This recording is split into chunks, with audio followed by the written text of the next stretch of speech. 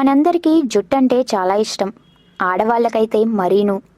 కేశాలను రకరకాలుగా తీర్చిదిద్దుకుంటూ అందాన్ని పెంచుకుంటారు. ఇంతకీ ఈ జుట్టు ఎలా వచ్చింది?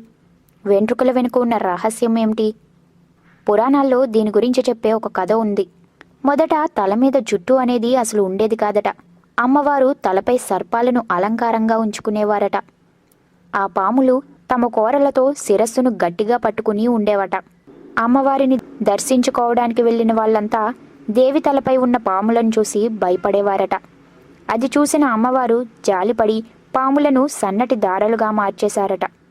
అవే శిరోజాలన్నమాట. వాటిని చూసి ముచ్చటపడిన భక్తులు తమకు తలపై కేశాలు మొలవాలని కోరుకున్నారు. అమ్మవారి అనుగ్రహంతో ఆ కోరిక నెరవేరింది.